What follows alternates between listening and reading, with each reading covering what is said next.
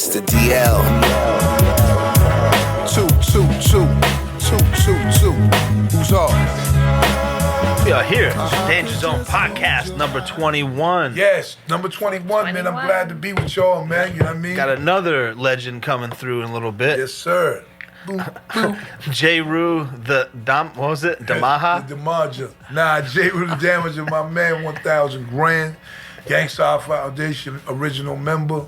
You know what I mean? He got to get some good shit to talk about. I mean, so we, hell yeah. You know. But, we got first how y'all Chef doing? T. Oh, yeah. I'm doing good. I just good? Shot a video for Saigon yesterday. Legal, we can drink now? 21? I actually produced a song, too. So. Well, good. Pretty cool. Y'all order food? Nah. But Saigon. Usually, y'all, when they come, usually when I come, you know, we do the podcast and then they order food on my way out. Sometimes I'm hungry as shit. But yeah, but you're always, I gotta go. I gotta go. I say I that, gotta go. you know, then they say fly shit. When I say I'm gonna go, they say, you wanna go to 99, baby? You want burgers, baby? This is not I'm true. hungry as shit walking downstairs. He said, how you feel about pizza? No, we just make bacon and, I'm things like that. And just put it right in front of his face and be like, what it really is, I know y'all. Good. I know y'all leaving. So I be leaving, so I'm only for But go ahead, let's show forward. Who we got first? Episode 2-1. What it is, baby? All right, let's start off with Issa Rae. Oh, Issa Rae. So Issa Rae is back. Did you watch Insecure? No, I didn't. Her show was a really big success. She walked away from it while it was a success, and they just gave her a new deal. And the show, I think, what's it called? Rap something. Rap shit. But instead of an I in the shit, it's an exclamation point. But, Rap shit. You said she walked away right at the height of it, right? Yeah, I mean, I don't know if she walked away. Maybe she just was done writing what she wanted. Maybe she was done telling that story. You know. Well, you know who else is classy for the same type of thing, right? Dave Chappelle. Of course, you know that. You know that being a specialist, a comic specialist. Yeah. You know what I'm saying? So it gets put her in high shout to her. demand. You know, I respect and appreciate people always trying to, you know, push the envelope, try to bring us something great in this field of entertainment, which is full with a bunch of trash these days. You know what I mean? I thought it was good. Yeah. And I don't really like those kind of shows. You liked Queens, and who would have thought? Yeah. So, Well, like you know, what? that was catered to women Queens, too. So. I like Queens for a couple different reasons. Yeah, but- we know why. This The reason- girls are, that the reason- women, excuse me, the women But were I very just thought smart you like Queens. That's and beautiful. no, it was a show on ABC. It got canceled. It was a show about. No, I know about Queens. Yeah. Absolutely. Yeah, what you got? Let's there, go young with lady? DJ K Slade, tribute by Hot 97, you Summer see that? Jam. No, I didn't, but So- I heard that. I did. Well, I watched it Go when I ahead, woke baby up. boy. There was man who Busta Rhymes, Remy Ma, Papoose, The Lox, Dipset, Well, I see. That's a Fat Joe. I'm missing someone. There's mad Shit, people seems on like stage. everybody. I'm like I'm missing trying one to person. like. But it was cool because it was a lot of those people in there were there to see like the Roddy Riches and the Young Thug age rappers. They might not even know who K Slade was, and these people have the whole arena screaming his name. It was beautiful. pretty cool. That means they understood. And today, if you don't know something, you know people are quick to Google it up anyway. Yeah. Everybody tries to be enlightened. Add it Even to if they their might library. not, but they will. That's what that Google shit do. But shout out to K Slay. Also, we did a song, Don't Take It Personal, Singapore Kane featuring myself. And I came up with someone's page today. But it was dope memory because there was no promo or anything for that song. And K Slay put it on one of the mixtapes. And then motherfuckers was knowing that shit everywhere. What else you got there, T? All right, let's talk about Migos. Or Migos, All right, no so more. let's talk about No Migos. I know. Enemigos. I like Migos. I'm not gonna. The two of them should start a group called Enemigos. Means that's fucked. enemies. So, That's fucked up. So they're kind of breaking up right now. so you say you love the Migos? I don't love the Migos, but No, I I- do like. I like the like Migos. them now. Like, they got It a works. they got a handful of songs that I like. Yeah, I ain't got nothing to get. Would you dress the like that? Migos. No, absolutely not. Oh, With my no, stomach I'm just hanging kidding. out. I'm out. You might look fly. You know, They got you get- style and you they get a can necklace carry this it. Big. They You get a got necklace style this and they big can with carry diamonds. it. It don't even matter. Yeah, but it just rests up, but it kind of Just let it rest. They angles like, up a little bit. Yo, they gonna be like, yo, look at DL, he nice. But go ahead. So what's happening with them? So yeah, they're breaking up, and that's what it seems like. I don't know if they're trying to just front to push product or whatever. Right. But, oh shit. What do you think about them? Do you think? All right. this is gonna be the danger zone. Do you think Migos are one of the most influential rap groups of all time? I mean, they have to be. I think so too. Because so many people copied this style. Yep. Skirt. And you know what I'm saying? You know, I mean, dudes with the ad-libs and everything, they copied the Migos, man. And any contribution to this music to be remembered by and what have you, man, or make your mark, man. It's like Steph Curry, what Steph Curry did with the jump shot. You know what I mean? Yep. He changed the game a little bit, and there's a lot that follows. So the Migos, you know, I give them that. Whether it helped or hurt the game, I really don't know that. I can't really speak on it, but they got their style. They did their thing, and they still continue. And if they break up, it's time. It is what it is. Yeah. If they get back together, so be it. So shout out to the Migos, man. Yeah. Ain't nothing wrong, man. You know what I mean? We got next, Chef It T. might be like when Beyonce and them broke up. It'll still be good. Oh, yeah, word. true. All right, Martin. Man, I loved this Martin. show when I was a kid, let me tell you.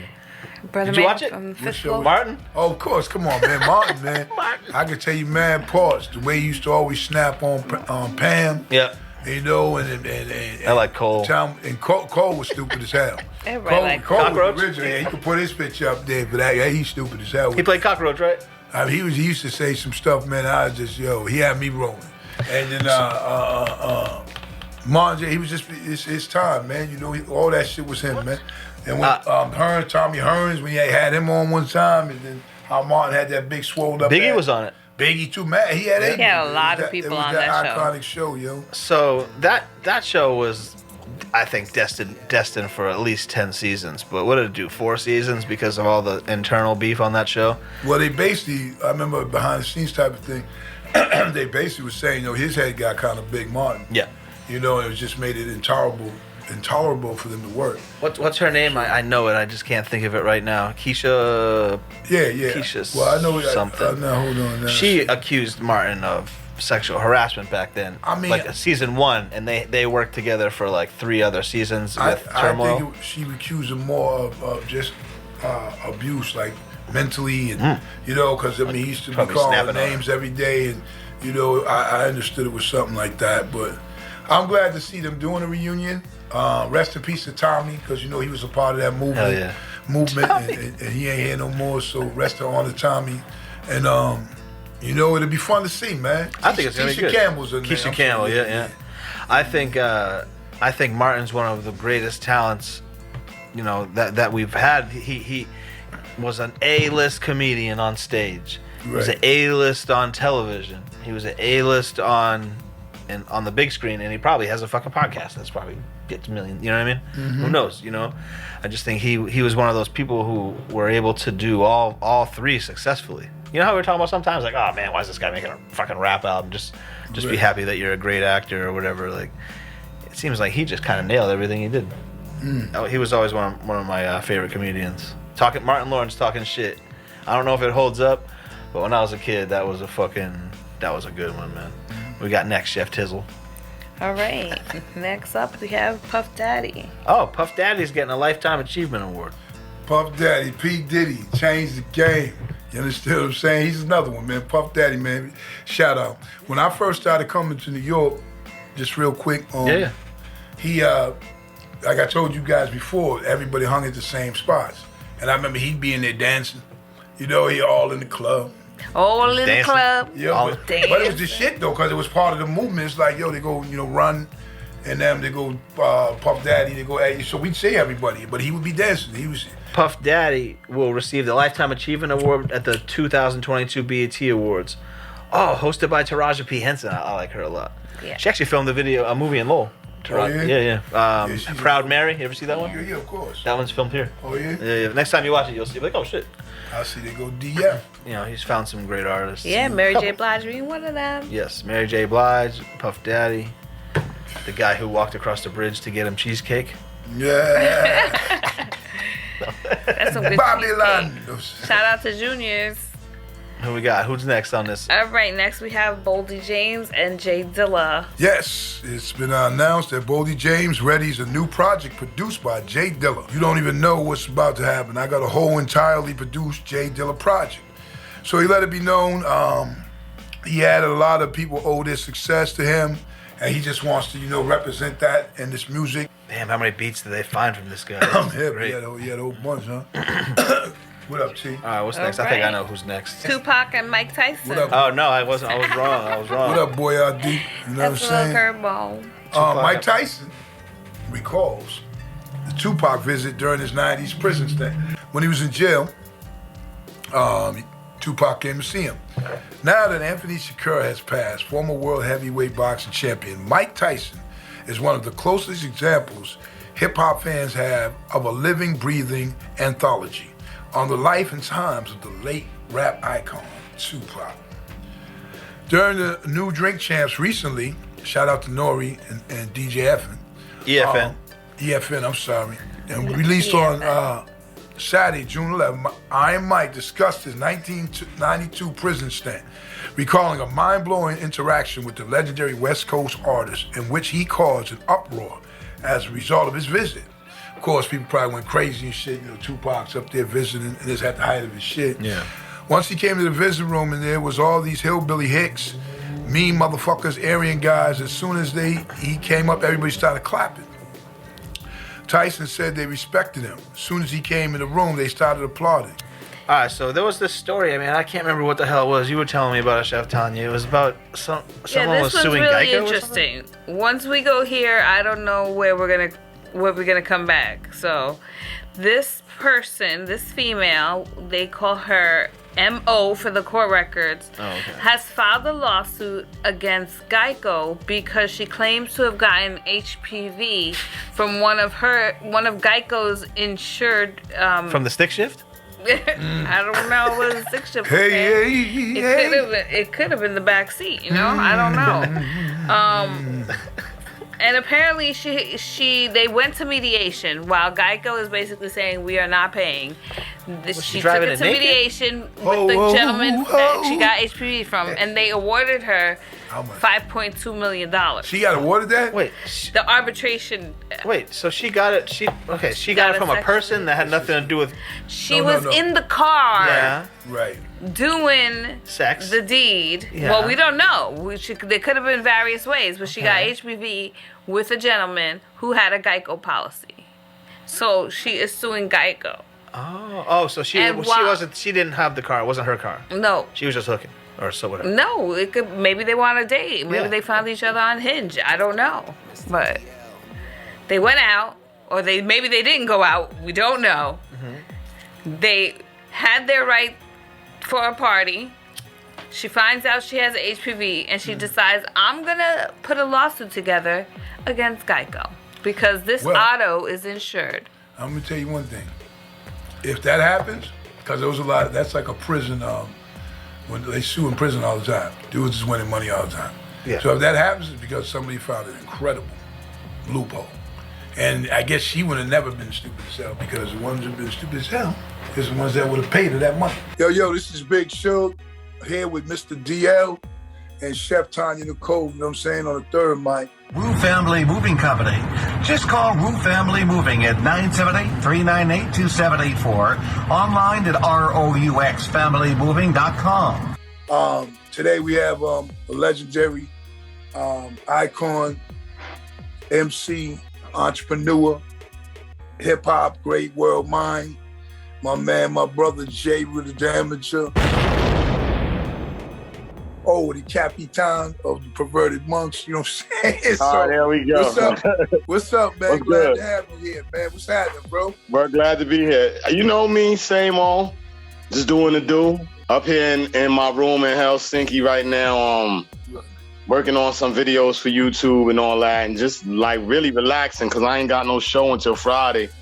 So I'm just laying low, you know what I mean?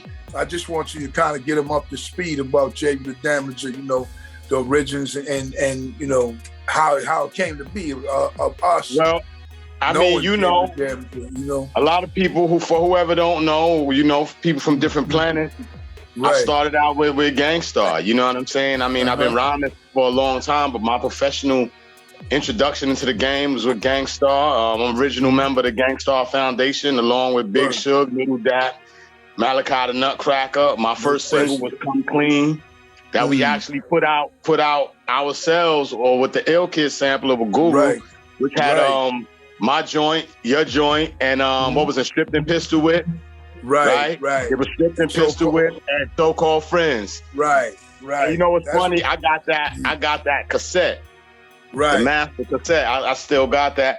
So yeah, that's it. I started out with Gangstar, my first album, Sunrise in the East. And it's funny too, because I just saw that Rolling Stones greatest albums of all times. And I mean, you know, it's questionable because it is what it is, but hey, I'm on the list, you know what I'm saying? So I guess I can say I'm one of the greatest of all times according to the people at Rolling Stone. How was it like for you when you first, got that opportunity and was like, okay, I got a deal now, you know what I'm saying? What was your feeling and what was your thought process, I mean, first things first, you lose your mind. You know what I'm saying? Because you so happy to be on, and you so especially, as I look back now, I think we could have even got way further, but I think we were all too young and our egos were way too big.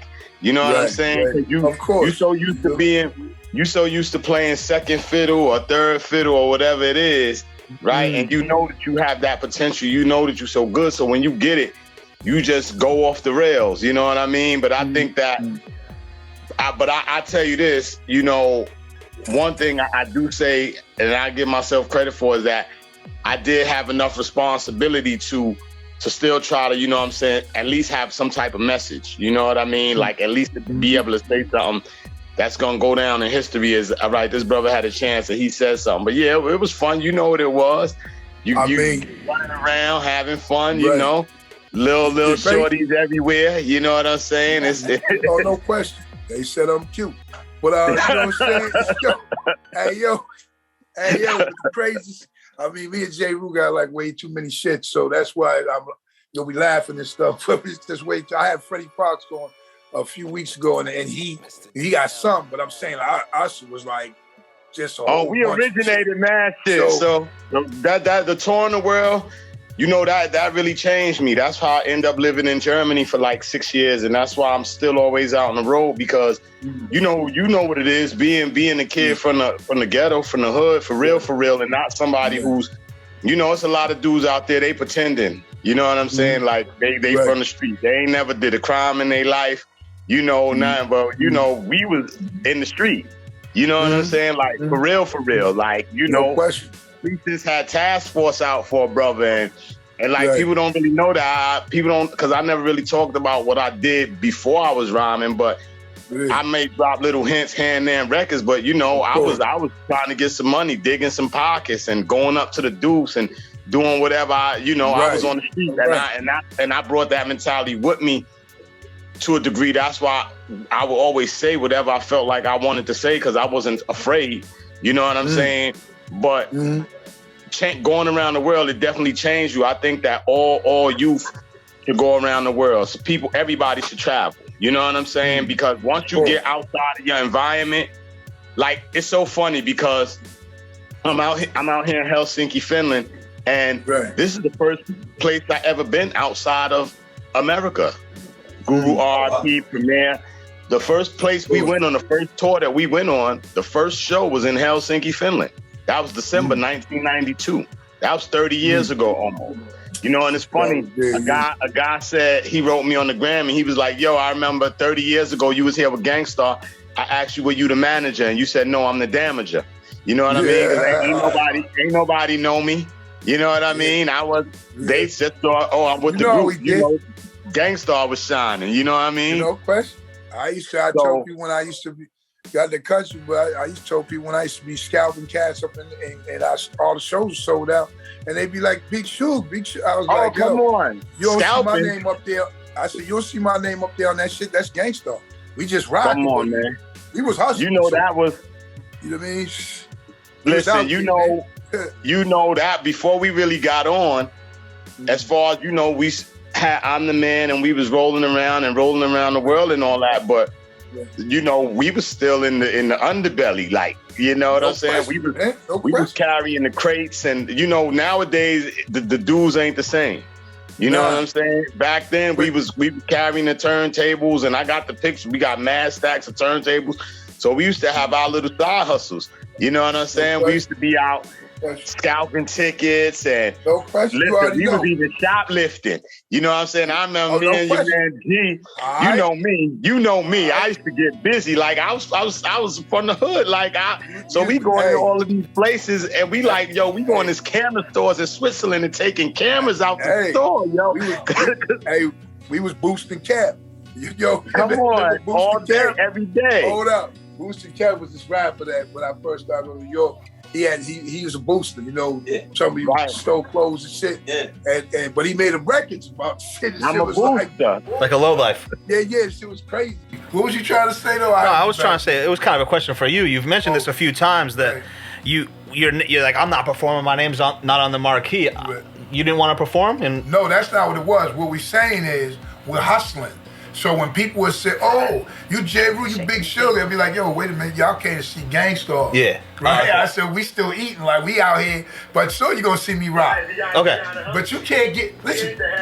Yeah, right. And plus you can't. That's what plus. You can't get in. And plus it's like, yo, you can't get in. Yeah. Okay. So therefore motherfuckers got to pay their money. And that's what they want to do more than anything. I don't care 2, 3, 4, 5 times past it. But let me tell you something about you, man. And on my new album, I kind of touched on the Gangstar Foundation and how it came through. When I first heard your demo, you know, I'm coming from the belly. You know, I'm coming right from. I heard your demo. You just came from up north. Yeah, I'm listening to your shit. I'm like, yo, that's just kind of. I think it might have been Niggas or Suckers is Jay or somebody's Jay. Niggas are Jay. Yeah. When I first heard that shit, I was like, oh shit, okay. Because realistically, just from being a dude observing rap, I'm like, yo, okay, dude's delivery's dope. And this shit is kind of dope, vocally and whatever. How come he ain't on? Like, so that's when I started learning. Is this what you set out for? Is it you were trying to be creative or just different or what? For sure. I mean, you know, we come from that era where you wanted to be, it's 2 things you wanted to be. You wanted to be different and you wanted to be the best. Mm-hmm. You know what I'm saying? And that's what we was trying to do. We was trying to be the best and we was trying to be different because if you was like somebody else, you was a biter. And biters are suckers. You know what I'm saying? And that's it is. And you know, and nobody wants to be a sucker. See, nowadays, people don't care if they suckers. They good with it. Nah, the most famous, biggest rapper in the world's a known rat. They like, listen, nowadays, it's just like, and that's the difference too, see? Because I can't speak for everybody else. I can speak for me, but I know everything ain't about money. You know what I'm saying? I know I'm going to get money, but I'm not going to do anything to get money. You understand what I'm saying? And some people, they don't have, because that's something called integrity. You know what I'm saying? And I think that nowadays, I may be old now, you know what I'm saying? But I feel like nowadays, it's not enough integrity. It's no kind of code. Like at least we had a code, even if it wasn't no real code there. Cause if we keep it thug, it ain't no honor amongst thieves. You know what I'm saying? The toughest niggas and the most illest ones be snitching and all of that. You know what I'm saying? A few people hold it up. So, but at least we had a perceived code. You know what I'm saying? At least we had some type of something where at least you know that if you're going to see a stand-up person, because they're going to live by that code. You know what I'm saying? And I think nowadays, it ain't no type of code. You know what I'm saying? Everything is good. Everything is what it is. It's just entertainment. This is the shit that they telling us. You know what I'm saying? Nobody's saying, look, when I look back at Rap for the Math, when I listen to that might be the most prophetic album in history. They motherfuckers be talking about everything that's happening now. I talked about dudes being emasculated. Look where hip hop is right now. Look how every record sound like the same record. You know what I'm saying? Dudes is getting. Go ahead. What you saying? Do you think? All right. So I get in this argument a lot. We think everything sounds the same. Do you think that's what our parents said about our records? Nah, because if you heard Jeru the Damaja and you heard Big Suge, they ain't sound nothing alike. Yeah, but if you heard Big Daddy Kane and Rakim, they ain't sound alike. But to people who weren't hip to the music, though, do you think it sounded the same? But I'm hip to the music. I make the music. I know when this shit sound the same. I'm an MC. I'm a wordsmith. You know what I'm saying? I know that. A lot of it having to sound the same comes down to the auto-tune, and that just makes everything sound robotic and... Stylistically, though, the flows are the same. Yeah, they all bit Migos. the flows are the same. It's not like they just got auto-tune on and they flowing different. Their voices is not the same and all that, but the flows is the same. It's the way they putting it together. It's not too many people. It's a few people, but it's not too many people who you could say stylistically different. You know what I'm saying? Yeah, right. Even like the music, even like the beats and stuff. Like nowadays, you hear a lot of dudes who want to sound like Premier or sound like Pete Rock and all of that. But before, nobody wanted to sound like that. Marley had his own style. Herbie had his own style. Everybody had their own style. The Hit Squad had their own style. That's why records came out and sounded so different.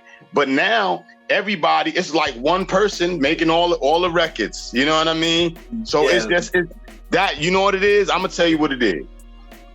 It's the competition factor is not there anymore. Yeah, they're all right friends. now, the competition factor is money.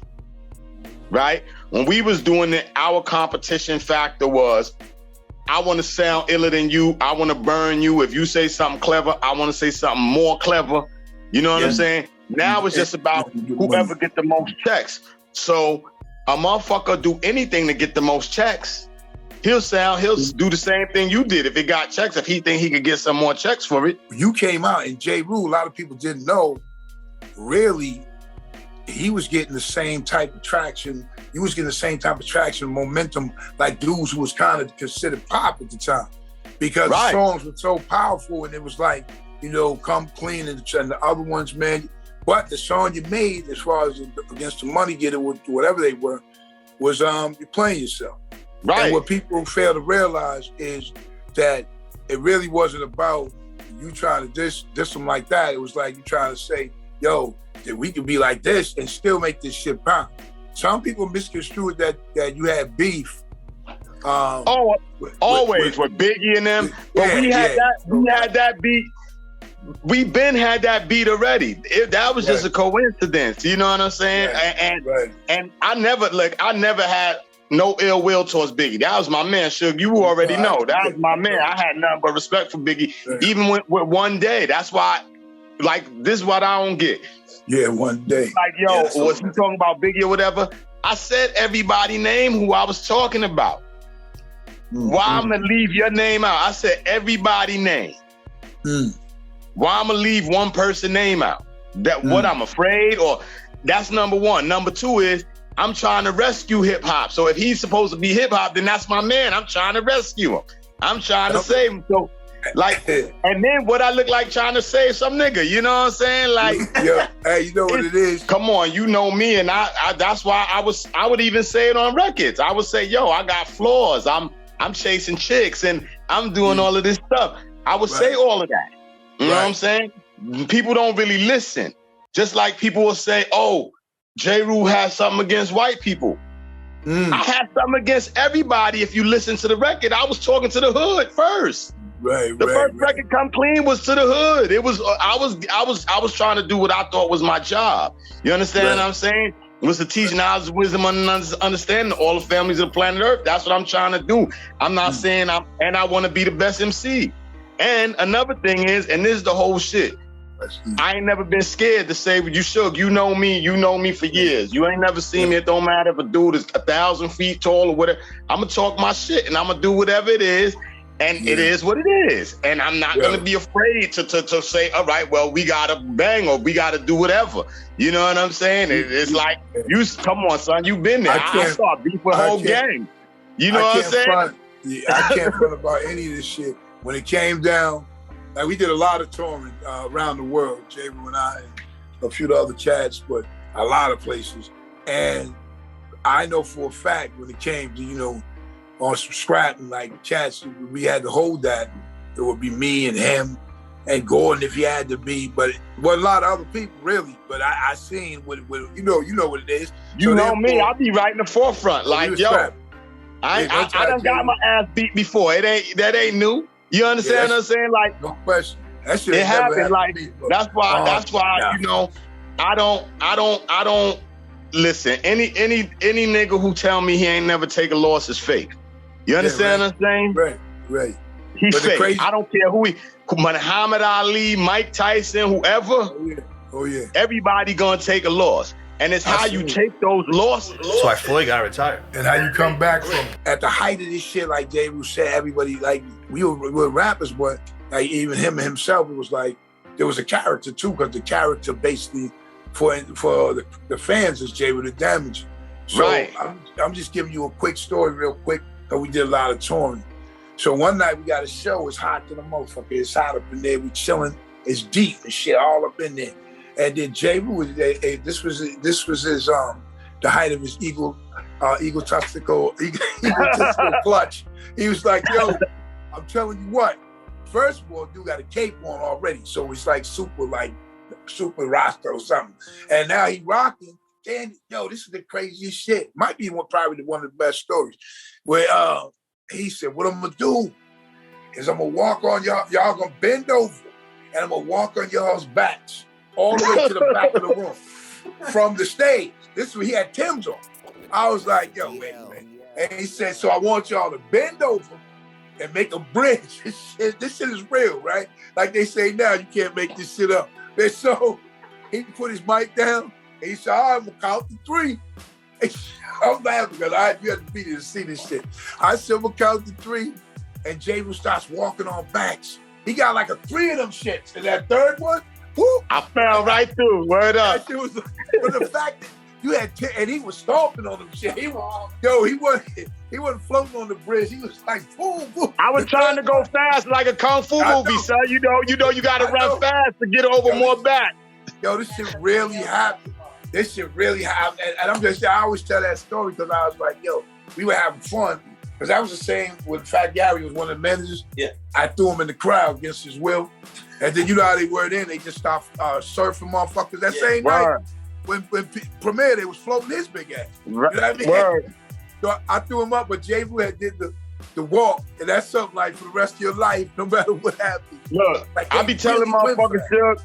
I be like, look, if I tell you shit in my life that I did, it sound like I'm lying. If I tell you a lot of the shit I did, come on, son, you know some of the shit we did, son, it'll sound like a motherfucker's lying. They'll be like, this motherfucker's lying right here. The story should and it'll be 100% fact. He's saying that the story I just told is one of them, because it is. Because even when I'm standing on the side at that night, I'm like, okay. I believe it, but I mean, I believe the story, but it sounds like people, I'd be like, nah, you gotta be exaggerating. Were you drinking? Were you drinking? You know what I'm saying? Listen, the fact that he even said it, I think if I could just get to the mindset back then, I think that he said that shit. And once he seen it was doing it, then you know how you gonna act out on it. You like, yo, okay. Oh shit, son, these motherfuckers bending up. You know, it was like how Eddie Murphy said, you know, give a motherfucker a rope if you want to be a cowboy. You know what I'm saying? Like, you know, I would always test. You know me, I would always test.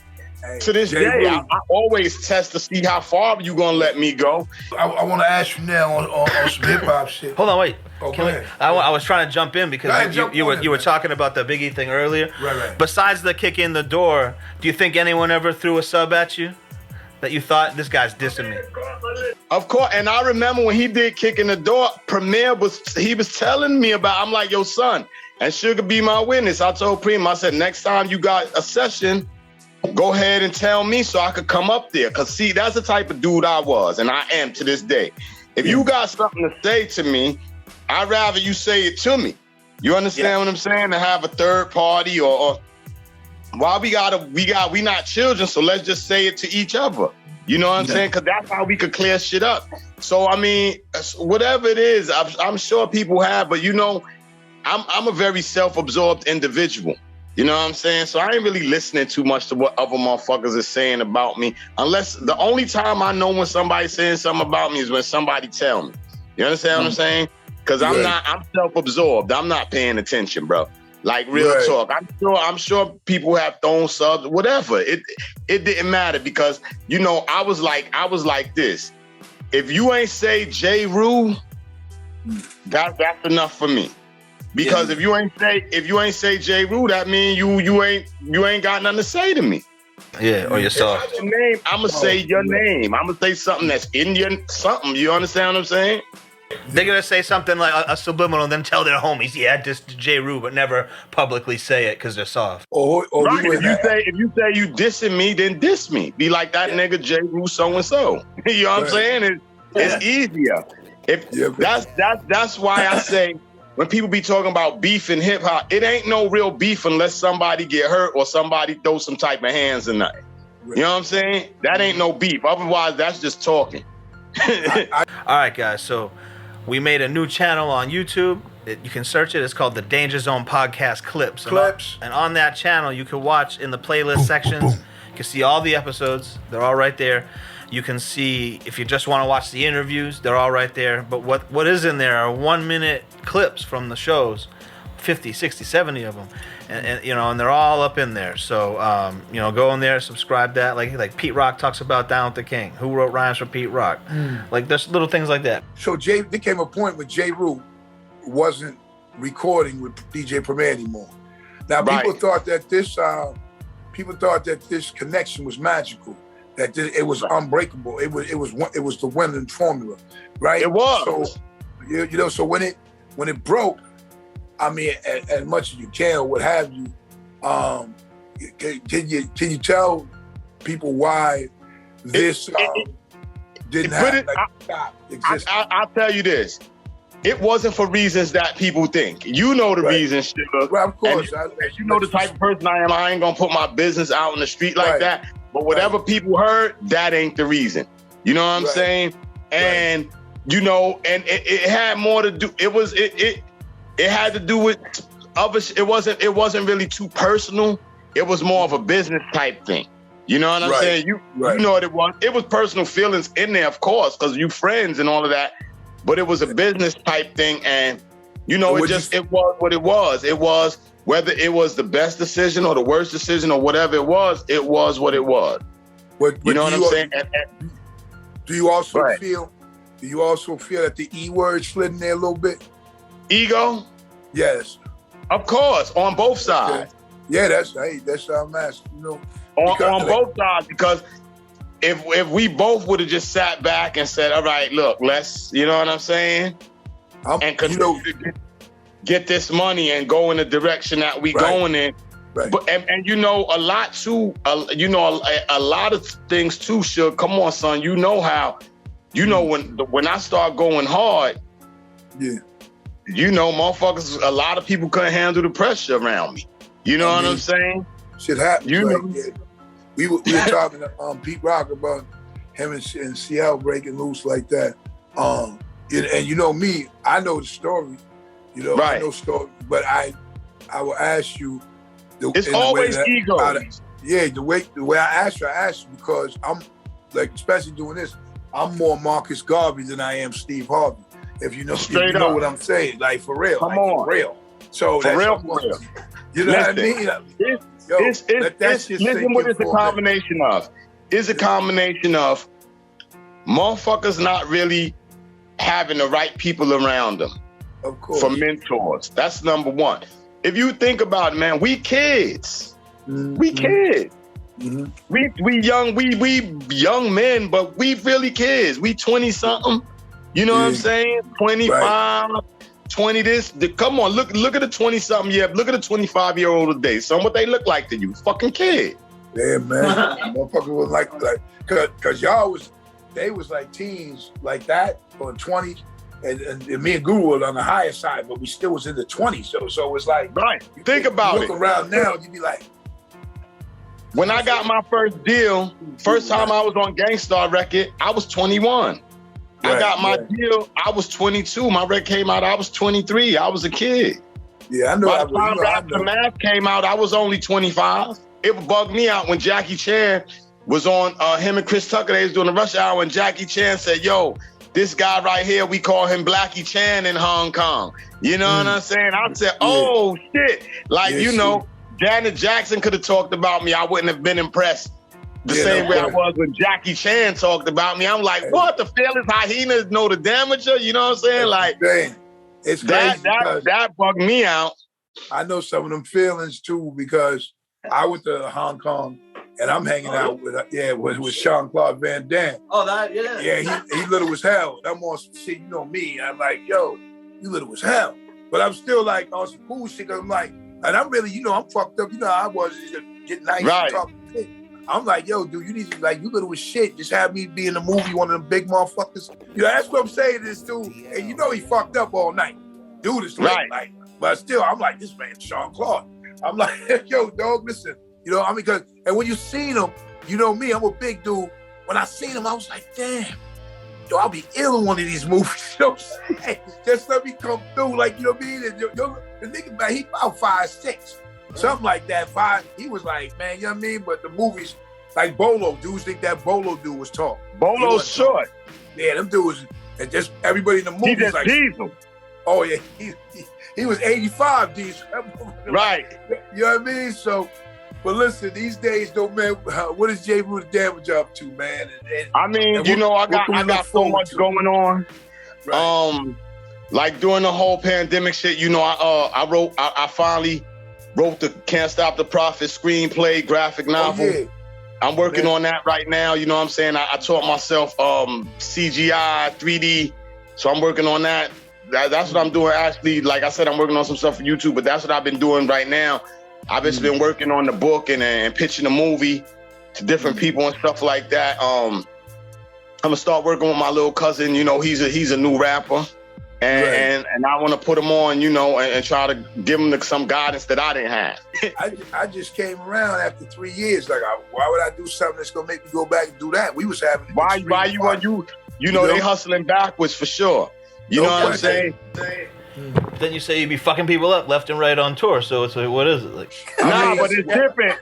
But it's different. Because listen, and this is what you don't understand. See, when the motherfuckers ain't fucking people up left and right, we just talking our shit and we having fun, but we not doing nothing stupid. We doing stupid shit, but it's silly. It's not nothing that's gonna get you locked up. It's not blatant. It's not.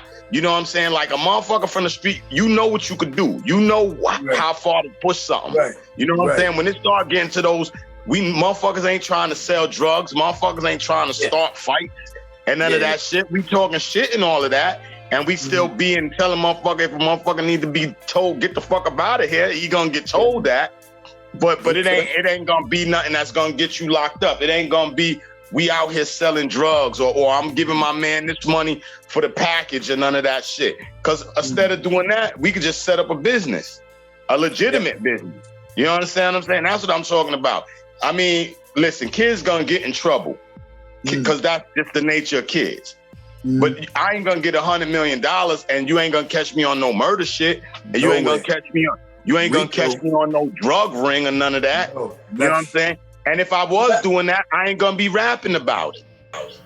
And you also didn't want people with cameras around back then, right? You didn't have the cameras around like that. Like even if photographers came in the back room, you probably be like, get the hell out of here, right? Unless they was cool and they knew when they could take a picture or when they could not. And when motherfuckers got caught taking pictures, they got escorted out. You know what I'm saying? Motherfuckers would take a motherfucking camera. Oh shit! And plus, Jeru, no. I mean, we had fun, but I wasn't only like I was comical, but I was like, at the same time, I'm gonna be comical throwing your ass about our dressing room. Like, you know what I mean? Promoters, I'm like gonna be physical, like, yo. Yeah. I remember one time, them motherfuckers had nerve to be choking up little ass Dap. Oh, that crazy dude. Yeah, he had his feet hanging on the ground, and I had to come up and sock him. I see Dap, like, he got him by the neck. I'm like, oh shit. And then Dap will laugh about it today. Was shouting at Dap with this crazy ass. He'll laugh about it today, but I turned around and spoke, got little ass Dap choked up. And people just see, like I was talking about before, the good times and shit we have and being on the road. They don't know that those times we didn't, like he said, we didn't present them shits. Yeah. They presented themselves. And right, like when they robbed the bus out in Marseille and we got in a brawl with the whole town. Yeah, see? That was probably one of our most serious scraps. For real. I was pissed off. The whole town. Oh yeah, we was against all. It was like, man, the whole town. Yo, dudes were saying, I knew shit was fucked up when the African dudes. First of all, them dudes was dressed like Cali cats.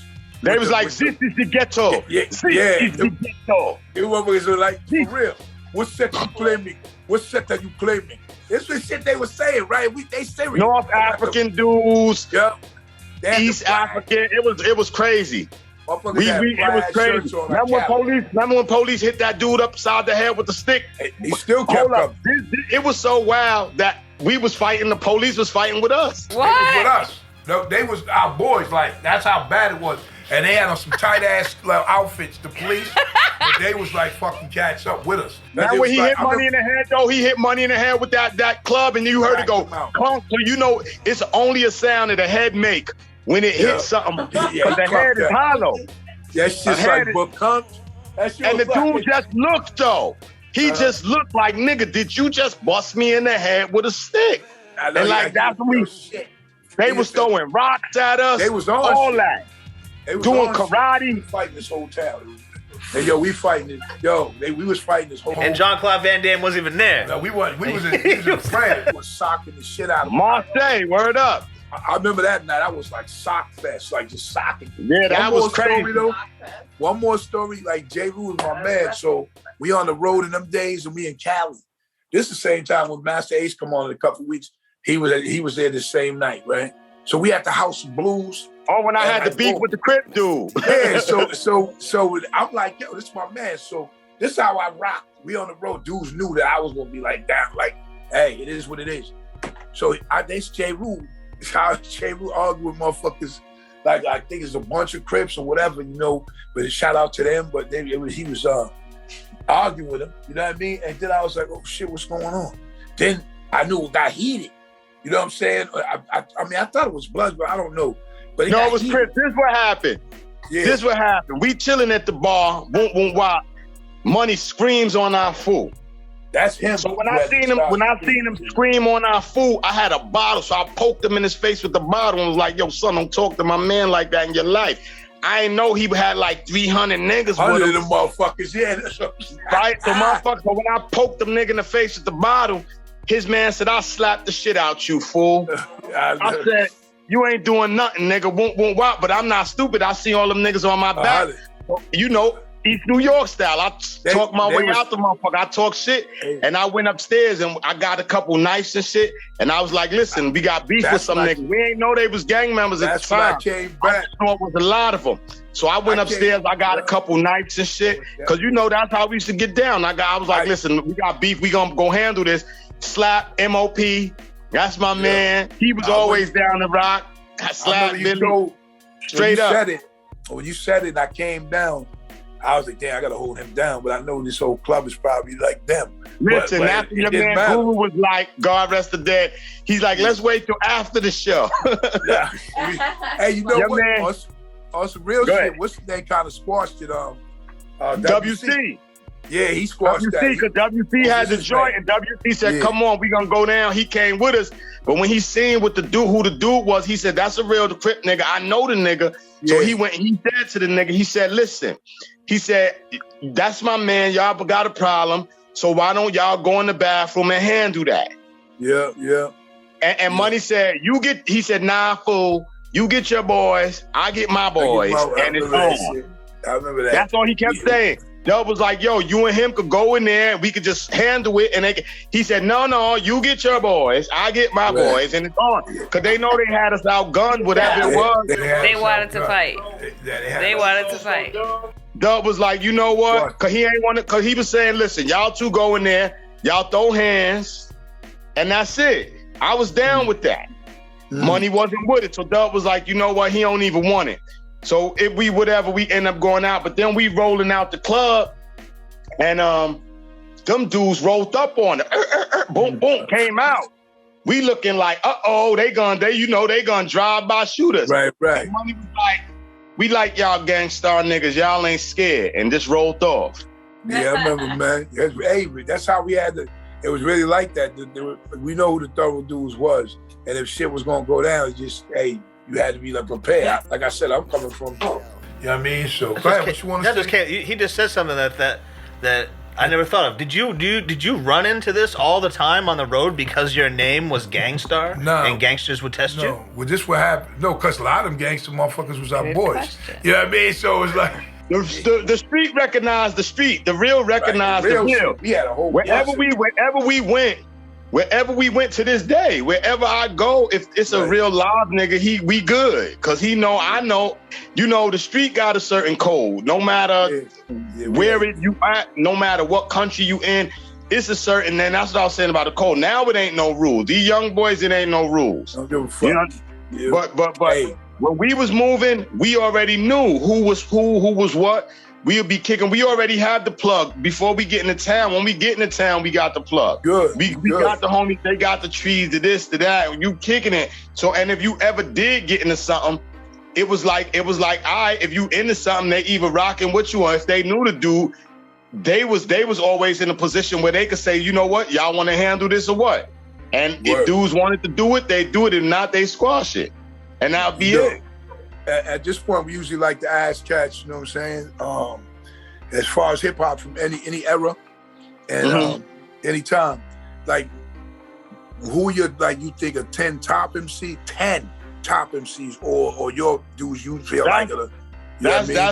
That's real hard, but I love De La Soul, right? Houdini, right? Those Slick Rick, right? I ain't gonna front Poor Righteous Teachers. Right, well, shit. Organized Confusion. Yeah, there you go. 5 more. Let's go. Yeah. I got, of course, say me. You know what I'm saying? Well, we know that. You know that. We know that. Cool G-Rap. Yes, sir. Our mans. Kane. Yeah. Rakim. I mean, it's too many to say 10. I could go on forever. Just give me one more right now. So I just eat Guru. I knew it. Hey, listen. You and Pete. Yeah, because him and Pete said threw Guru in there. You know what I mean? And it's like you just explained the acts, whatever you said. It was a time. It was a movement. Like all them groups, that shit was like, and Guru immortalized. I think Bumpy said Guru too. Yeah, Bumpy did say that. That's right. But Guru, one thing he immortalized is mostly the voice. You know what I mean? Yeah. We were looking at like cats all had different voices. You know what I mean? So your auto tune depended on your real tune depended on which weed you smoked and how you talked. That was your auto tune back then. That shit is right. How many 40s you had that night? You got any questions? You got something you want to say, Tanya?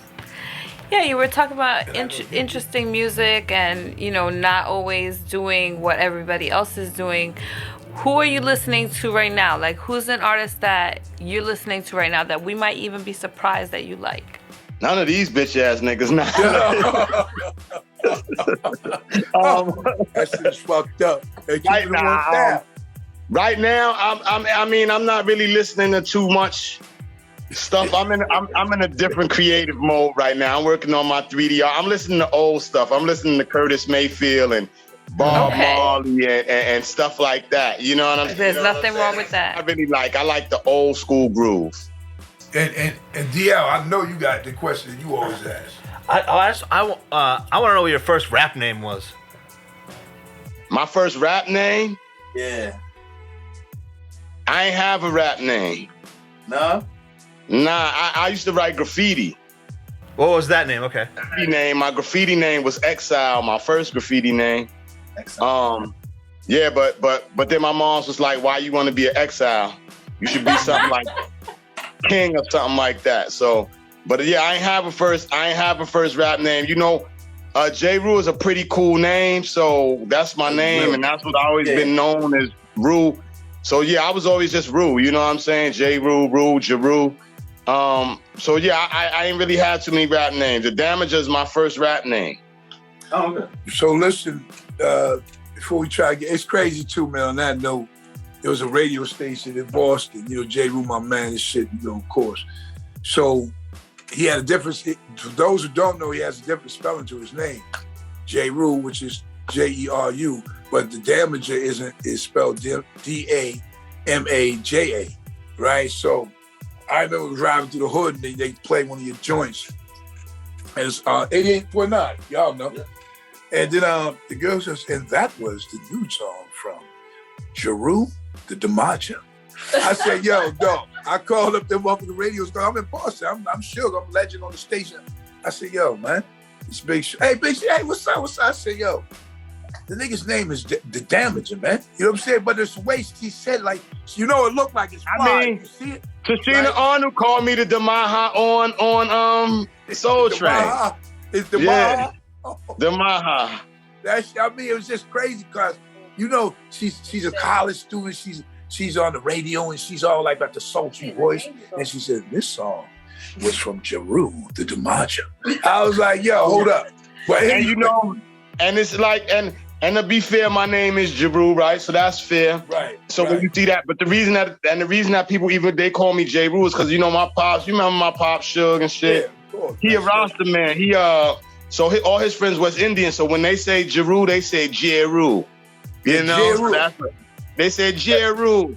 So that's why I started to be Jeru, right? Like that's what it was growing up, just Jeru. Because all of the West Indians be like Jeru. That's right. You know. Just like I used to say, speaking of Jamaican descent also, which you have some Jamaican descent, right? Nah, my dad's from Cuba and Barbados and shit. Well, I thought, okay, well, Yeah. but with Jamaica, I was talking to Pete last week or whatever. It's West Indian too. People are gonna simulate how somebody looks, maybe possibly to an animal. Like what I mean, here we you go. know, no, Here not we you. go. I know, dog. I'm not. You know how motherfuckers. Jeru, not you. I'm talking about.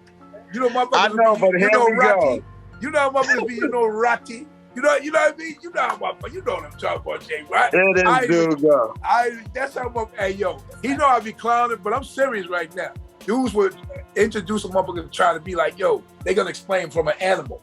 You know what I'm saying? Like Catfest or Chinaman.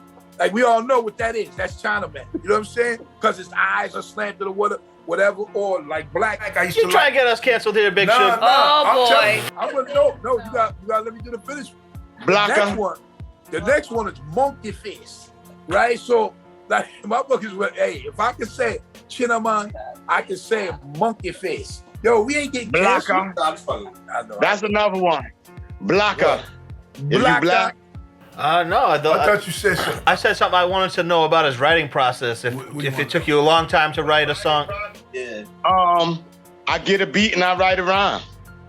does it take you a while? You quick with it? Does it just sit with it? It depends on how I'm feeling, what I'm feeling, how inspired I am. You know, it's like anything. It's like and it's easy to make words rhyme. You know what I'm saying? But to get something clever, sometimes it's right there. Sometimes you got to dig a little deeper. You can't say nothing no more. Look how you say, "Oh, you're gonna get canceled." Fuck that. You know what I'm saying? Like that's how they got motherfuckers now. They got motherfuckers so shook you can't say nothing to the point where they convincing you that the shit you saying is wrong. You understand what I'm saying? Like, or you should be afraid of that shit. Fuck that shit. I'm like this. Listen, that's why I like Judge Joe Brown because he say whatever. He be like, man. Just so you know, Jeru, I know you don't know me that well. I say all the shit. Oh, I'm sure you do. Listen, I'm just saying that as an example, like how this is what the whole cancel culture shit is. And all that shit is motherfuckers who ain't doing nothing, who don't have any real power, trying to have some type of power. You know what I'm saying? They trying to exert some type of power over you. Like, come on, what, like, a lot of shit people do. You know, I understand if people do crimes and they do this and then that. All right, then pay for the crime. But why you want to take away all the motherfucking money? You know what I'm saying? Because they did a crime. Why you want to punish his family and his kids and everybody else? You know, people don't think about that. People just want you to do, you know, the shit is weird. It's like everybody have all these rights and shit, but they want to take away your rights. Because if you got the right to do something, I should have the right not to like that shit. You understand what I'm saying? Like, you know, also, if you could just let people know what your, what is it? Where your socials are. Oh, okay. First of all, you can hit me up on my website. It's jerutthedamaja.com. Then my store, jerutthedamajastore.com. My Instagram, @Jeru_the_Damaja. My YouTube is Jeru the Damaja 1. My Facebook is Jeru the Damaja. Twitter, Jeru the Damaja. Also, I'm gonna let y'all know when you see Jeru on here with this crisp paddle, he actually has a case. to take on tour. He got the first time I really seen hat cases like that, like with mad hats. And I'm like, yo, what are these things? First, I thought my man was just bringing a bowling ball on tour. But I said, yo, because it's some smooth, like round looking shit. I'm like, what is this? They click the side, it's like that James Bond shit. You hit the buttons and like the gas come out. Now, but it's all some crazy shit. And then the top come out. You opened it. I said, oh, that shit's hats. That shit was ill. That's still ill. You still rock with them shits? Of course. Yeah, them shits was ill. I put a little joke to him. I'm trying to tell you. I didn't know what this shit was. So I'm saying like, yo. All flavors. Dude's like, click. Man, I'm like, okay, we good. Everybody's gonna be looking for them. Hey, listen, man, we had a great time. It was so honored and thankful that you came through. You know, it was honored that you had me. You know what I'm saying? Yeah, we appreciate that, man. From me, you know, DL, Chef Tanya, you know, good to see you, man. Appreciate you. The Danger Zone, episode 21 with Jeru the Damaja. Yes, sir. One love. All right, man. Peace, man. Yeah. All right, well, let's go to DL's favorite segment. What's that? Oh. Stupid as hell. Oh my yes, God. Yes. Hello. Well, a lot of this is the alumni is building for the Stupid as Hell. So this week, Charlotte Hornets forward Montrezl Harrell is facing a felony drug charge in Kentucky after police said they found 3 pounds of marijuana in his car during a traffic stop. Jeez. According to the Charlotte Observer, Harrell was pulled over by a Kentucky State Trooper near Richmond around 10 a.m. on May 12th as he was allegedly following the car in front of him too closely. Probably he had some more weed. The report. The officer said he observed odor of marijuana from the car, and Harrell then admitted to being in possession of marijuana and produced a small amount from his sweatpants. Officers then searched the car, which Harrell had rented, and said they found 3 pounds of marijuana in vacuum-sealed bags in a backpack in the back seat. Vacuum backpack of the back. Vacuum sealed. That's how we keep our shit. You know, yeah, no, I know, but still, that means Yeah. Harrell was charged with trafficking less than 5 pounds of marijuana, which is a Class D felony in the state, and is punishable by up to 5 years in prison and a fine of up to $10,000. Well, we all know that shit ain't gonna happen like that. But he was scheduled to be arraigned on Monday morning in Madison County, which sits just south of Lexington. I just looked it up right here. I don't know how much packs are going for in Kentucky, was it? Mm-hmm. But the league... Kentucky's not a good state. The league minimum, let's just say they're $4,000. Let's just say at max, $4,000, right? That's at $12,000 worth of weed. The league minimum in the NBA is $925,000. So this man is stupid. And he was going to get paid more than that. So I'm all for everybody smoking, but I'm also for being smart too. And suffice to say, keep your job. Dude, this week, go ahead. Dude, have your fucking friend who's leeching off of you right now, who is just living life because he knows you, have him drive with the 3 pounds of fucking weed. Sometimes people are so much in control of what they do that they want to stay in control of what they do. So this week, I hate to say it, because I love him as a player too, but this week, man, Hornets forward Montrezl Harrell facing the drug charges there, boy. You stupid as hell. So next time, man, let's just, get past this, man, and let's just keep playing ball and doing what you do. All right? Hell yeah. Yes, sir. All right, that was good. Hey, man, another good episode. 21 and done. Yo, so listen, man, another successful episode of the Danger Zone podcast with Big Suge, Mr. DL, Chef Tanya Nicole. You know what I'm saying? We appreciate y'all coming through with us. You know, if you haven't seen, if you missed any of these episodes, they're all on YouTube. Go there and check them out. Subscribe, you know, put the numbers up there, man. As we grow, we glow, and that's all of us. Remember, excuses have no purpose, so don't make them. And we gonna catch you next week. Peace. On my dark days, I chopped crack on a regular. Ran up in spots and clapped on a regular. Took big fat ass stacks from the register. No matter how hard they tried, they still couldn't measure them. Hard I have, you joke when I stab.